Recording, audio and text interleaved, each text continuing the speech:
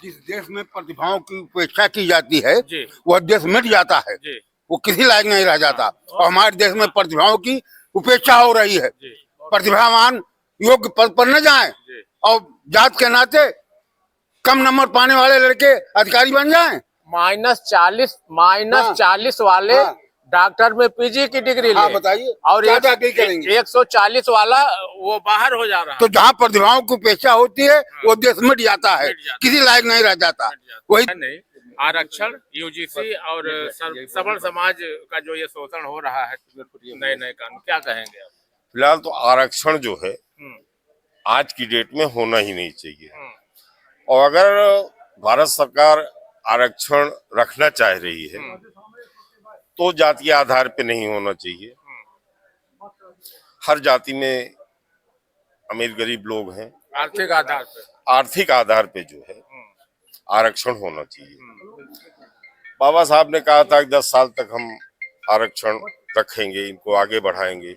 वो 10 साल कई पूरे हो गए आज, कई बार तो 80 वर्ष हो गए, तो आज आरक्षण नहीं होना चाहिए। यूजीसी पे क्या कहें? यूजीसी तो एक काला कानून है ही है और उसमें सवर्णों का बहुत ही नुकसान हो रहा है। अपने देश में लोग कहते हैं कि जो है जातिवाद न हो। यूजीसी से सरकार, अगर यूजीसी कानून आ गया तो आप ये समझिए कि सरकार जो है जातिवाद को बढ़ावा दे रही है। यूजीसी कानून अगर लागू हुआ तो सरकार फिर बची रहेगी कि खत्म हो जाएगी? बिल्कुल खत्म हो जाएगी। हाँ। और जैसे आज आपने देखा ना ये बिहार का चुनाव खत्म हो गए, ऐसे ही पूरे बिहार में 2027 में पूरे यूपी में अगर यूजीसी लागू हो गया तो ये सरकार को नहीं रहना है। नमस्कार, आप देख रहे हैं साकेत न्यूज टीवी और मेरी मौजूदगी अयोध्या कचहरी में है। चाणक्य परिषद संरक्षक जी और आप क्षत्रिय समाज से हैं। इस सवर्ण समाज के लोग हैं जो आप अभी फ्रेम में देख रहे हैं और आप सारे लोग अभी ज्ञापन देने गए थे डीएम साहब को। सब समाज का है। और ज्ञापन में क्या क्या बिंदु है? कुल 6 बिंदु है। 6 बिंदुओं को लेकर ज्ञापन डीएम साहब को आज इन्होंने दिया। तो इन 6 बिंदुओं के अभी हम आपसे जानेंगे और क्या मामले, क्या है पूरा मामला ज्ञापन को लेकर। पूरा मामला है 2 तारीख को नंदीग्राम भरत कुंड सवर्ण समाज की बैठक हुई थी। उसमें निर्णय लिया गया था कि 6 बिंदु जो हमारे हैं, आरक्षण आर्थिक आधार पर पूरे देश में लागू हो, योग्यता आधारित पर किसी प्रकार का आरक्षण न लागू हो। नंबर 2, सवर्ण आयोग का गठन हो। नंबर 3, सामान्य नागरिक संहिता पूरे देश में लागू हो। नंबर 4, भगवान परशुराम जी का भव्य मंदिर राम जन्मभूमि परिसर में बनाया जाए। नंबर 6, भगवान परशुराम जी का। नंबर 5, भगवान परशुराम जी के प्राकट दिवस पर सार्वजनिक अवकाश हो। नंबर 6, यूजीसी काला कानून जो मोदी जी ने ला लिया है उसको तत्काल वापस हो। इसी संबंध में आप जिला अधिकारी के माध्यम से सवर्ण समाज हमारे देखिए जिला संरक्षक हैं गुरुप्रसाद सिंह, क्षत्रिय समाज के देवनारायण सिंह है, हमारे पदाधिकारी सभा दलीय लखन त्रिपाठी, आपत जी, सारे लोग पदाधिकारी अपने हैं। सब लोग मिलकर आपकी जिलाधिकारी के माध्यम से माननीय प्रधानमंत्री जी को भेजा है और भेजकर यह भी आग्रह किया है कि हमको उम्मीद है कि हमारी 6 मांगे मान ली जाएगी। अगर 20 अक्टूबर तक में हमें मेरी मांग हमने दिया है, 20 अक्टूबर तक मेरी मांग नहीं मानी जाएगी तो 24 अक्टूबर के आचार्य चाणक्य जन्मभूमि पाटिलपुत्र पटना से रथ यात्रा निकालेंगे जो दिल्ली जाएंगे। आप जानते हैं आचार्य चाणक्य वो व्यक्ति थे जो घनानंद के राज्य में जाकर जब विदेशी आक्रता आए थे तो उस समय उन्होंने उनको आग्रह किया चंद्रगुप्त कि आप विदेशी आक्रमण आ रहा देश पर, इसकी सुरक्षा करिए। वो सुरासुरद्री में उस समय मस्त थे, नहीं उनकी बात सुना तो उसी समय वो संकल्प लिए थे, शिखा खोले थे कि तुम्हारा विनाश करके तुम्हारे ही कुल का दूसरा राजा बनाऊंगा, योग्य राजा बनाऊंगा। तो आचार्य चाणक्य ने अकेले संकल्प लेकर किया था।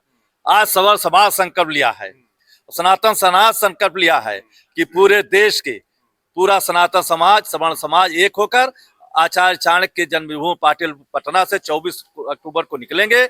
दिल्ली तक रथ यात्रा जाएगी और दिल्ली संसद भवन का घेराव करेगी और जब तक मांग नहीं मानी जाएगी तब तक हम लोग दिल्ली से हिलेंगे नहीं और प्रधानमंत्री को मानना पड़ेगा। नहीं मानेंगे तो हम लोग वो संसद भवन पर चढ़ाई करेंगे, उनको संसद भवन छोड़कर भागना पड़ेगा। इतना लंबा दूरी आपने बना लिया है कि वो कहीं ना कहीं बिहार पार करते आप सब धर लिए जाओगे? ऐसा कुछ नहीं है। अपार जनसंख्या सैलाब रहेगा, करोड़ों की संख्या में हम लोग निकलेंगे। कोई प्रशासन की हिम्मत नहीं है हम लोगों को घेर सके। हम लोग किसी दशा में वहां तक पहुंचेंगे, अपनी मांग मनवाएंगे। या मोदी जी मेरी मांग मान ले और कहे हैं कि मेरी मांग नहीं आएगी तो हम लोग सीधे दिल्ली कूच करेंगे, और दिल्ली कूच कर सकते हैं, इधर हम लोग पटना कूच करें, पूरे देश से उठेंगे। मोदी की कहीं जगह नहीं मिलेगी, बिल के तरीके कहीं लुकाने छिपने के कहीं जगह नहीं पाएंगे। है जब हम समान हैं तो हमको समान कानून में क्यों नहीं लाया जाता? हम किसी कानून से परे हैं क्या? सवर्णों में गरीब नहीं है, रोटी को मोहताज हैं, उनको आरक्षण नहीं मिलना चाहिए? ये सरकार की गलत नीति नहीं है। जी जी हम सरकार किसी गलत नीति के विपरीत संघर्ष करेंगे। जी। मोदी जी शुरू में कहे थे एक देश एक कानून, एक हाँ, देश एक चुनाव, हाँ, और उसके बाद फिर पार्टीशन करना शुरू क्यों कर रहे हैं पार्टीशन? क्यों करना? ये हम लोगों के साथ अन्य सवर्णों के साथ अन्याय नहीं है। इस देश में क्षत्रिय, ब्राह्मण, लाला, वैश्य कम संख्या है इनकी, और ये उपेक्षित किए जा रहे हैं। अभी आपने देखा पिछले हफ्ते 3 नहीं, ये बताइए कि इन सवर्णों का बच्चा अगर उसी परीक्षा में 80 नंबर पावे तो नहीं हो पाएगा। आरक्षण के कारण 50 नंबर वाले हो जाते हैं अधिकारी, 40 नंबर। हाँ 40 नंबर वाले। ये कहाँ न्याय है? ये है संविधान में, भारत के संविधान में भी नहीं है। संविधान के विपरीत कार्य सरकार कर रही है। जबरदस्ती थोप दिया गया है। आप सोचिए यूजीसी मतलब कोई मतलब है? सवर्ण छात्र वहां पढ़ रहा है, वो कुछ भी कह दे तो उसके खिलाफ FIR तुरंत, वही आयोग, उसमें कोई सवर्ण कहीं नहीं है। एकदम ये सीधा सवर्णों के साथ और ये बैकवर्डों को अलग करने की साजिश है। हाँ, ये तो देश तोड़ने की साजिश है। देश जोड़ना चाहिए, देश तोड़ने की साजिश। यूजीसी बहुत रद्दी कानून है, इसको उनको वापस करना ही होगा। क्या कहेंगे आप? अरे ये यूजीसी कानून बहुत गलत कानून है, इसको वापस किया जाए। विद्यालय से ही जातिवाद में बांट दिया जा रहा है। हाँ, तो इसीलिए तो ये बहुत गलत कानून है और इसको वापस लिया जाए। वापस लिया जाए। क्या कहेंगे? मैं ये कहना चाहूंगा कि देश को आजाद हुए लगभग 80 वर्ष होने जा रहे हैं। आज भी देश में आरक्षण की आवश्यकता है क्या? और जिनको जात के नाम पर आरक्षण दिया जाता है वो मंत्री भी हैं, क्लास 1 के अफसर हैं, बड़े बड़े अधिकारी हैं, और उनके बच्चों को जात के नाम पर आरक्षण दे दिया जाता है। यहाँ जो सामान्य वर्ग के लोग हैं उनको, उनके बच्चों को जो बहुत ही गरीबी से पल रहे हैं, किसी तरह से उनको जो है वो भी मजदूरी करते हैं, उनसे कोई मतलब नहीं है। तो क्या मैं कहना चाहता हूँ, क्या सामान्य वर्ग में जन्म लेना ये अपराध है? और फिर आपका जो है वो कौन सा ये है कि समान आचार संहिता लागू हो? और अभी हमारे सिंह साहब ने कहा था कि ये एक देश एक कानून, एक देश एक कानून, तो कहाँ चला गया आपका? जब मोदी जी कहते थे, हाँ कहते हैं एक देश एक कानून होना चाहिए। और देश में मैं आपको बता देना चाहता हूँ कि देश में आरक्षण जितना बढ़ेगा देश उतना ही कमजोर होगा, राष्ट्र कमजोर होता जाएगा और शिक्षा का स्तर गिरता जाएगा। हम लोग भाजपा के वोटर हैं, थे, लेकिन उस भाजपा के जिसमें अटल जी थे, अडवाणी जी थे, जोशी जी थे, जो ये कहते थे कि राष्ट्र आए, सरकारें आएंगी जाएंगी, पार्टी आएंगी जाएंगी। याद है अटल जी का वक्तव्य संसद में? उन्होंने कहा कि एक वोट के लिए मैं नहीं हूँ, मैं अभी प्रधानमंत्री हूँ, अभी हट जाऊंगा। कोई सिकवा नहीं था। अटल जी ऐसे नेता थे भाजपा में, तब हम लोग भाजपा में थे। ऐसे नेता नहीं है।